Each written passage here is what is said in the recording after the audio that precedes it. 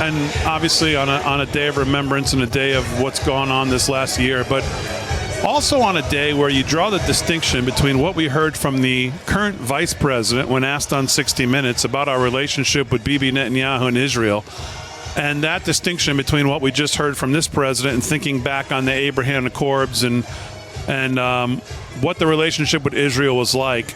Quite a staggering difference if you've been paying attention, right? Oh, it couldn't be more clear between President Trump and Kamala Harris on the position of Israel. I mean, here you have President Trump, who just came out tonight and said that November 5th is going to be the most important date for America's history, but also Israel's history.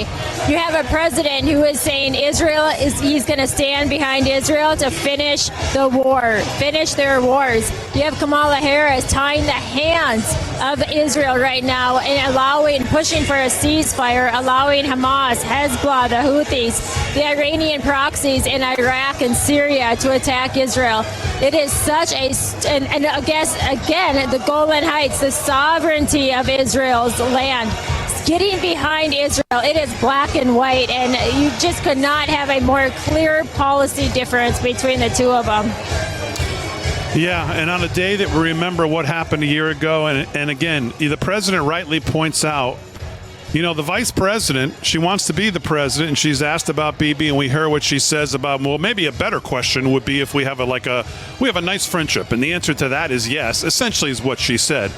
But, it runs deeper than that in this party. When you look at her, when you look at who she's endorsed, when you look at where she's raised money for, when you look at the squad, when you look at from the river to the sea crowd, which she's all in on, she's never spoken out against any of them. She's friends with Tlaib and all of them, all of these anti-Semitic Jew haters, all of them.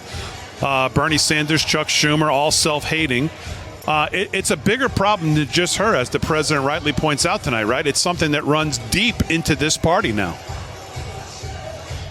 Well, it's the Obama administration. It's the policy of the Obama administration. It's a continuation of it. We know that. I mean, when Biden got elected, Obama came out with the New York Times and said 90% of Biden's staff worked for him, and they're continuing his policies. Those are his own words. And Kamala Harris is just a puppet again for the continuation of those policies. It's not Kamala running. It is the machine. It is the Obama administration, and their policies have been anti-Israel since day one. They have been pro-Iran, anti-Israel. I spent a lot of time, guys, in the Middle East under the Obama administration during the Arab Spring, pushing back against the Obama administration's policies because they were supporting terrorists. They had changed on the side of the war on global jihad, and they were supporting jihadists. And that wasn't just me and other Americans saying it. These were the Muslims in these Arab countries that were going out to the streets with signs saying that Obama and your administration is supporting terrorists. I had so many people, guys, come up to me and say, why is your administration supporting terrorists?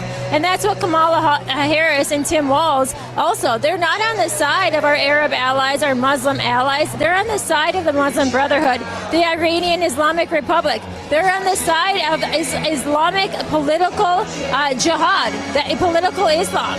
That's the difference between the two. Trump stands with the Jews. Trump stands with our Arab allies, those that are fighting against jihad. Kamala and Tim Walz side with the Islamists and the Muslim Brotherhood and jihadists. It's very clear.